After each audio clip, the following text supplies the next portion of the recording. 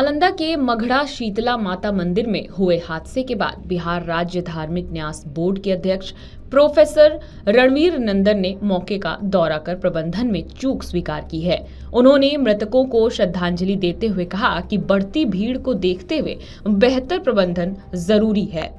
नालंदा के प्रसिद्ध मगड़ा शीतला माता मंदिर में हुए दर्दनाक हादसे के बाद बुधवार को बिहार राज्य धार्मिक न्यास बोर्ड के अध्यक्ष प्रोफेसर रणवीर नंदन मौके पर पहुंचे। उन्होंने घटना की समीक्षा करते हुए साफ तौर पर स्वीकार किया कि प्रबंधन स्तर पर कहीं न कहीं चूक हुई है और भविष्य में ऐसी घटनाओं को रोकने के लिए ठोस कदम उठाने की आवश्यकता है। मंदिर पहुंचने के बाद रणवीर नंदन ने सबसे पहले हादसे में जान गंवाने वाले श्रद्धालुओं, विशेषकर महिलाओं को श्रद्धांजलि अर्पित की। उन्होंने कहा कि जिन लोगों के प्राण मां शीतला के दरबार में गए हैं, माता उन्हें मोक्ष प्रदान करे। उन्होंने आध्यात्मिक भाव से कहा कि सनातन धर्म प्रतिशोध में नहीं बल्कि क्षमा में विश्वास करता है।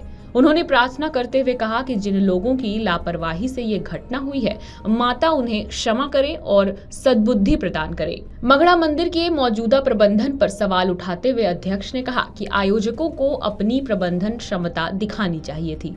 उन्होंने कहा कि देश और राज्य में बदले हुए धार्मिक माहौल के कारण मंदिरों में श्रद्धालुओं, खासकर युवाओं की संख्या तेजी से बढ़ी है।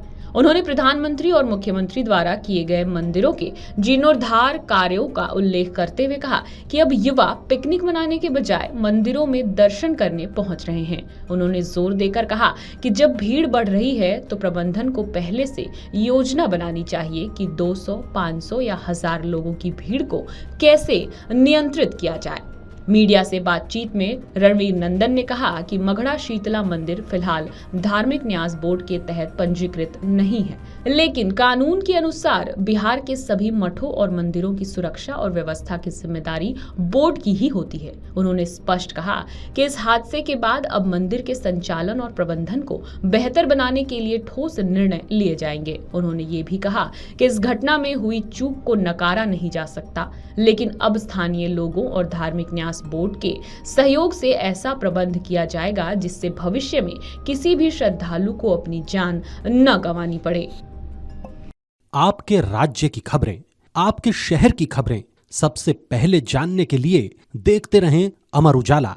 चैनल को सब्सक्राइब जरूर कर लें और पाएं हर अपडेट।